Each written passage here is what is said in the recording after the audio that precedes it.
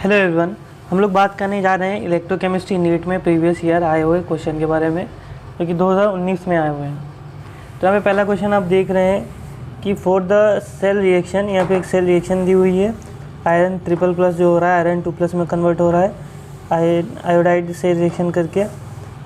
फिर इसमें दिया हुआ है E0 सेल दिया हुआ 0.24 वोल्ट और at 298 kelvin. The standard Gibbs energy पूछ रहे हैं हमसे कितनी होगी ऑफ द सेल रिएक्शन की गिब्स एनर्जी पूछ रहे हैं कितनी होगी, और फैराडे कांस्टेंट दिया हुआ है 96500 कूलम मोल इनवर्स। तो चलिए सॉल्व करते हैं हम इन्हें। तो हमें क्या दिया हुआ है, आयरन दिया हुआ है 3+, ये रिएक्शन कर रहा है किससे, आयोडाइड आयरन से। आयोडाइड आयरन क्या होता है I-, इससे रिएक्शन करता है और रिएक्शन करने के बाद क्या देता है Fe2+, आयरन 2+ देता है, और प्लस क्या निकल जाता है I2 निकल जाता है, I2 अलग हो जाता है। और यहाँ पे कितने प्लस हैं, यहाँ पे कितने आयरन है 2, क्योंकि यहाँ पे I2 कितने निकले हैं 2, तो यहाँ पे 2I- होंगे, यहाँ पे 2 आयरन होंगे 3+ और 2 आयरन 2+ दिए हुए हैं। तो अब देखिए, तो हमें क्या निकालना है, हमें दिया हुआ है E0 सेल दी हुई कितनी दी हुई है 0.24 वोल्ट है, ये 0.24 वोल्ट। और फैराडे कांस्टेंट हम जानते भी हैं और याद रखना भी हमें ज़रूरी है, और दिया हुआ भी है 96500 कूलम मोल इनवर्स। हमें पता है कि फॉर्मूला क्या होता है, डेल्टा G0 इक्वल टू होता है -NE0F। अब देखिए यहाँ पे जो N है, N क्या होता है कि जितने इलेक्ट्रॉन ऑक्सीडेशन या रिडक्शन में क्या हो रहे थे, पार्टिसिपेट कर रहे होते हैं, निकल रहे होते हैं, उसे हम लोग क्या बोलते हैं, वो हमारे क्या होते हैं N की वैल्यू। तो जैसे अगर हम देखें आयरन क्या हो रहा है, आयरन 3+ से किस में कन्वर्ट हो रहा है, आयरन 2+ में। तो ये कब कन्वर्ट होगा, जब ये एक इलेक्ट्रॉन क्या कर ले, एक्सेप्ट कर ले, तब ये इसमें कन्वर्ट हो जाएगा। लेकिन यहाँ पे देख रहे हैं आयरन कितने हैं 2, तो यहाँ पे कितने लिख देंगे हम 2, तो यहाँ पे कितने इलेक्ट्रॉन हो जाएंगे 2 इलेक्ट्रॉन एक्सेप्ट करेगा, तब ये क्या हो जाएगा 2Fe2+। सिमिलरली अगर आप I- में देखें, I- से क्या हो रहा है I2 में कन्वर्ट हो रहा है, I2 में ऑक्सीडेशन नंबर कितनी है यहाँ पे 0। अब यहाँ पे तो कितने आई है 2, तो यहाँ से 2 से मल्टीप्लाई कर दें। यहाँ पे ऑक्सीडेशन नंबर कितनी है 0, यहाँ पे कितनी है -1 एक आएगी, तो 2 आई हैं, 2 माइनस होंगे, तो 0 हो गई, यानी 2 इलेक्ट्रॉन क्या हो गए इससे निकल गए। जब 2 इलेक्ट्रॉन निकल जाएंगे तब ये क्या हो जाएगी, इसकी ऑक्सीडेशन नंबर 0, राइट। तो यहाँ पे कितने n इक्वल टू वैल्यू कितनी हो जाएगी 2। तो फॉर्मूले में पुट कर देते हैं हम लोग, डेल्टा G0 इक्वल टू क्या हो जाएगा, -n की वैल्यू कितनी 2, E की वैल्यू कितनी 0.24 मल्टीप्लाई बाई 96500, 9696500। कैलकुलेट करें अगर हम इन्हें, तो 0.24 है, ये 2 0 इससे हट जाएंगे और 24 बचेगा हमारे पास। 24 2 से कितना होता है 48, तो मल्टीप्लाई बाई 48 मल्टीप्लाई कितना हो जाएगा 965। अब इसको मल्टीप्लाई कर दीजिए इससे, जब हम इसको इससे मल्टीप्लाई कर देंगे, तो इससे मल्टीप्लाई करेंगे हो जाएगा 8 5 से कितना होता है 40 का 0 4 आया, 8 6 से 40 और 4 कितना हो जाएगा 52 का 2 5 आया, 8 9 से 72 5 कितना हो जाएगा 77, राइट। अब 4 से मल्टीप्लाई करिए, तो 4 4 से 20 का 0 2 आया, 4 6 से 24 2 कितना हो जाएगा 26 2 आया, 4 9 से 36 और 2 कितना हो जाएगा 38। आगे क्या लगा साइन माइनस का, सॉरी यहाँ पे नहीं लगाते माइनस, 0 का 0 2 का 2 7 6 13 का 3 1 आया, 7 1 8 8 कितना हो जाएगा 16 का 6 1 आया, 3 1 और 4 हो गया। आगे चार्ज आगे कितना लगा, क्या लगा हुआ है निगेटिव, तो निगेटिव का साइन लगा देंगे। अभी ये जो वैल्यू हमें मिली है किस में मिली है, जूल में। आंसर दिया हुआ है किलो जूल में, तो इसे किलो जूल में कन्वर्ट कर लेते हैं। तो 1 किलो जूल इक्वल टू कितने जूल होता है, तो 1 किलो जूल इक्वल टू होता है 1000 जूल। तो 1000 जूल, तो 1 जूल इक्वल टू कितना हो जाएगा, 1 जूल हो जाएगा 1/1000 किलो जूल। तो रख देते हैं, पुट कर देते हैं वैल्यू,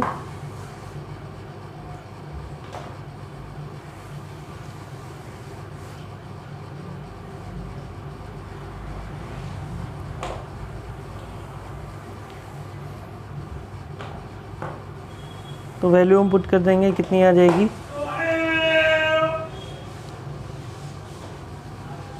वैल्यू हम पुट कर दे रहे हैं, कितनी आ जाएगी 746।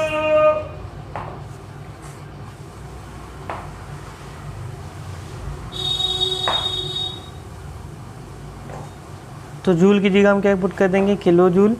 तो 1 जूल की जगह पे क्या आ जाएगा, 1/1000 किलो जूल, राइट। 1000 से डिवाइड कर देंगे तो 3 के बाद पॉइंट कहाँ पे आ जाएगा, यहाँ पे आ जाएगा पॉइंट।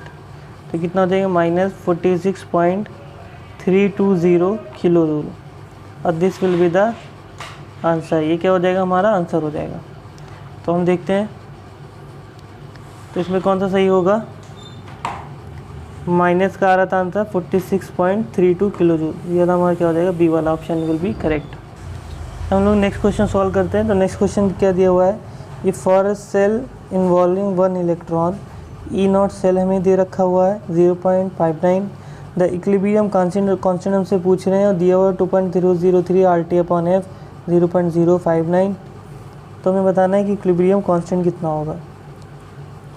तो वहाँ पे हमें क्या दिया हुआ है, E0 सेल दी हुई है, E0 सेल की वैल्यू दी हुई है 0.59 वोल्ट, राइट। हमसे क्या पूछ रहे हैं कि बताइए इक्विलिब्रियम कांस्टेंट कितना होगा। n की वैल्यू दे रखी है 1 और 2.303 RT/F की वैल्यू कितनी दी हुई है, 0.059। अब एक चीज़ देखिए, ऐसा कौन सा फॉर्मूला था जो इसमें फिट होता है इन सब वैल्यू में। तो हमें क्या याद है, नस्ट इक्वेशन याद है। ई सेल इक्वल टू कितना होता है, ई सेल इक्वल टू होता है E0 सेल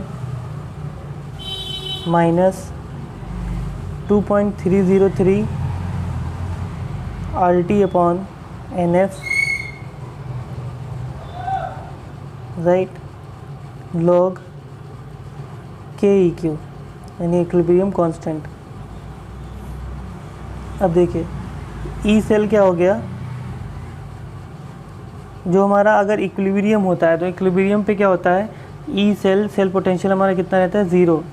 अगर बात करते हैं यहाँ पे कोई कंसंट्रेशन सेल दिया होता है तो कंसंट्रेशन सेल के लिए क्या होता है, E0 सेल क्या रहता है, 0। ध्यान रखिएगा ये दोनों कंडीशन।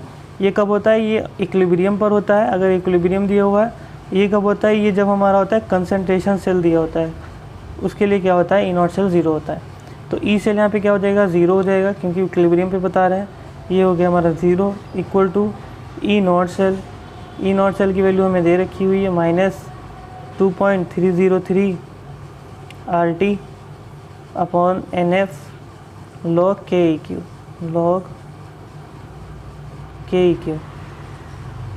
अब देखिए ये वैल्यू पूरी इधर ले आएंगे हम लोग, इक्वल की साइड लाएंगे तो पॉजिटिव में हो जाएगी। तो हमें क्या मिल जाएगा, E0 सेल इक्वल टू हो जाएगा 2.303 RT/NF और log KEQ। अब देखिए इसकी वैल्यू हमें दे रखी है और इसकी भी वैल्यू मिली हुई है हमें। तो E0 सेल की वैल्यू कितनी दी हुई है, 0.59 और इसकी वैल्यू दे रखी है हमें 0.059। n की वैल्यू दी है 1 log KEQ। KEQ की वैल्यू हमें निकालनी है। तो क्या हो जाएगा, 0.59 के 0.059 इसके नीचे आ जाएगा तो क्या हो जाएगा, 0.59 डिवाइड बाई 0.059। यहाँ पे 0 बढ़ा सकते हैं, ये पॉइंट हटा ये पॉइंट हट जाएगा, 59 हो 59 हो जाएगा, 59 हो 59, 10 वैल्यू आ जाएगी equal to log KEQ।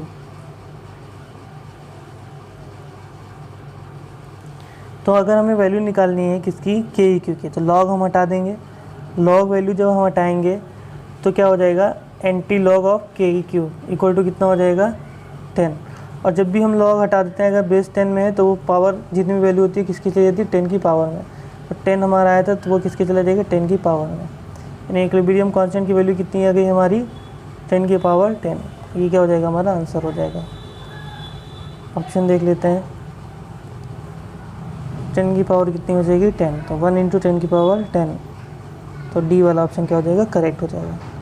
Next question हमें दिया हुआ है, फॉलोइंग लिमिटिंग मोलर कंडक्टिविटीज़ दी हुई है, ये मोलर कंडक्टिविटी दी हुई है, और पूछ रहे हैं कि for CH3COOH will be, CH3COOH की मोलर कंडक्टिविटी हमें बतानी है। यूनिट देख लीजिए, सब में सेम है, सब में सेम यूनिट है, तो हमें कोई यूनिट चेंज नहीं करना है।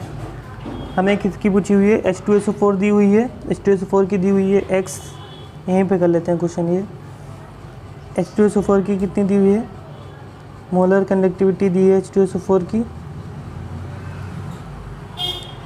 X, और किसकी दी हुई है, K2SO4 दी हुई है। मोलर कंडक्टिविटी ऑफ K2SO4 कितनी दी हुई है, Y, और मोलर कंडक्टिविटी ऑफ CH3COOH दी हुई है, CH3COOH कितनी दी हुई है, ये दी हुई है Z। हम यूनिट नहीं निकले लिख रहे हैं क्योंकि सब में सेम यूनिट है, हमें सेम यूनिट मिलने वाली है। हमें क्या निकालना है, मोलर कंडक्टिविटी ऑफ CH3COOH। तो देखिए CH3COOH हमें कम मिलने वाला है, जब अगर हम क्या करें, हमें ये तो वैल्यू रखनी ही रखनी है, यानी CH3COOH की हम रिएक्शन किससे करा दें, अगर हम इसकी रिएक्शन करा दें H2SO4 से, किससे करा दें, H2SO4 से करा दें, तो क्या हो जाएगा, 2 के अगर हम यहाँ पे ले लें, यानी इसको 2 से मल्टीप्लाई कर दें, तो K2SO4 अलग हो जाएगा। K2SO4 तो हमें क्या दिया हुआ है, ये दिया हुआ है, K2SO4 अलग हो जाएगा, और प्लस हमें क्या मिल जाएगा, CH3COOH मिल जाएगा, राइट। लेकिन कितने, 2 मिलेंगे। हमें एक की वैल्यू निकालनी है, तो हम इसको हाफ से मल्टीप्लाई कर दें, तो ये कितना हो जाएगा, 2/2 से क्या कर दें, मल्टीप्लाई कर दीजिए, और डिवाइड कर दें 2 से अगर हम लोग, तो कितना हो जाएगा, 2 से डिवाइड कर दें इसको, क्या हो जाएगा, ये 2 2 से 1 हो जाएगा, राइट। इसको 2 से अगर डिवाइड कर दें तो 1/2 हो जाएगा ये, इसको 2 से डिवाइड कर दें 1/2 हो जाएगा, इसको 2 से डिवाइड कर दें 2 से 1 हो जाएगा। तो देखिए हमें इसकी वैल्यू निकालनी है, इसकी मोलर कंडक्टिविटी, ये वाली K2SO4 क्या हो जाएगा, इक्वल के, अगर हम लोग इक्वल इसको लिखें तो ये किसके इस साइड आ जाएगा, तो ये किस में चला जाएगा, माइनस में। तो हम क्या लिख सकते हैं, हम लिख सकते हैं molar conductivity of CH3COOH plus half molar conductivity of H2SO4 minus half molar conductivity of K2SO4, sorry यहाँ पे लिखना पड़ रहा है, ये क्या हो जाएगा, K2SO4, ठीक है, नहीं है, ये किसके इक्वल हो जाएगा, ये इक्वल हो जाएगा molar conductivity of CH3COOH।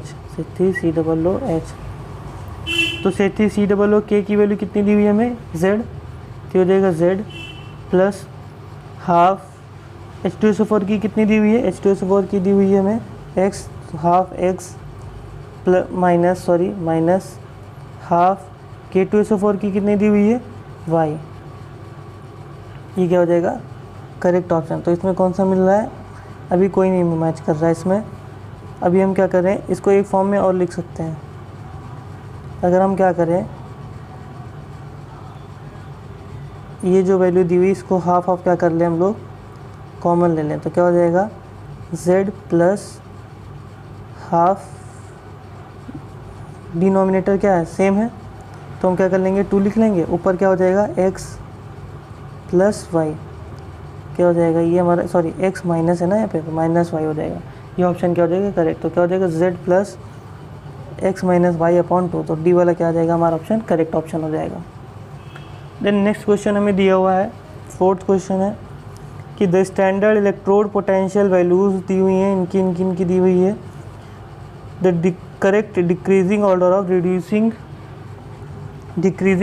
Reducing power of the metal. तो देखिए जितना ज़्यादा क्या होता है, रिडक्शन पोटेंशियल जितना ज़्यादा होता है निगेटिव में, रिडक्शन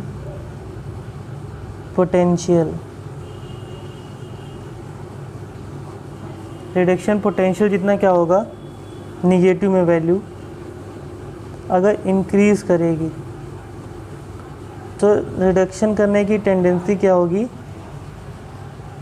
इंक्रीज़ करेगी। क्यों? क्योंकि क्या होगी, जब रिडक्शन पोटेंशियल क्या हो जाएगा, कम हो जाएगा, तो ज़्यादा क्या होगा, रिडक्शन कर पाएंगे वो लोग, यानी उनकी रिड्यूसिंग पावर क्या होगी, ज़्यादा होगी। अगर आपने इलेक्ट्रोकेमिकल सीरीज़ पढ़ी हो तो वहाँ पे पढ़ा होगा आपने, रिड्यूसिंग पावर क्या होगी, ज़्यादा होगी। तो जिसकी रिडक्शन पोटेंशियल जितना ज़्यादा नेगेटिव होगा उसको वो ज़्यादा रिडक्शन करेगा, उसकी रिड्यूसिंग पावर क्या होगी, उतनी ज़्यादा होगी। तो यहाँ पे देख लेते हैं, यहाँ पे यहाँ पे क्या क्या दिया हुआ है। तो यहाँ पे दिया हुआ है हमें एल्युमिनियम के लिए दिया हुआ रिडक्शन पोटेंशियल कितना दिया हुआ है, -1.66। फिर किसके लिए दिया हुआ है, फिर सिल्वर के लिए कितना दिया हुआ है, सिल्वर के लिए दिया हुआ है 0.80 वोल्ट। फिर हमें किसके लिए दिया हुआ है, पोटेशियम के लिए कितना दिया है, पोटेशियम के लिए -2.93। एंड देन फिर किसके लिए दिया हुआ है, पोटेशियम हो गया। क्रोमियम के लिए कितना दिया हुआ है, -0.74 वोल्ट। तो किसके लिए निगेटिव में वैल्यू ज़्यादा है, जिसके लिए ज़्यादा होगी वो क्या होगा, ज़्यादा रिडक्शन करेगा उसका और क्या होगा, उसकी रिड्यूसिंग पावर ज़्यादा होगी। तो निगेटिव में पोटेशियम की सबसे ज़्यादा, तो सबसे ज़्यादा रिड्यूसिंग पावर इसकी होगी, पोटेशियम की। एंड देन फिर किसकी होगी, तो फिर नेगेटिव में वैल्यू किसकी ज़्यादा है, एल्युमिनियम की, फिर एल्युमिनियम की होगी। फिर किसकी ज़्यादा है, क्रोमियम की, फिर किसकी ज़्यादा है, सिल्वर की। तो जितना ज़्यादा रिडक्शन पोटेंशियल नेगेटिव में ज़्यादा होता है उतना ज़्यादा रिडक्शन करेगा, रिड्यूसिंग पावर उतनी क्या होगी, ज़्यादा होगी। तो कौन सा ऑप्शन करेक्ट हो जाएगा, 1 मिनट 0.80। ठीक है, तो कौन सा ऑप्शन करेक्ट हो जाएगा, पोटेशियम और देन एल्युमिनियम या फिर कौन है, chromium. Potassium, aluminium, chromium, silver. तो बी वाला ऑप्शन क्या हो जाएगा, करेक्ट ऑप्शन हो जाएगा। आई होप आपको क्वेश्चन समझ में आया हो।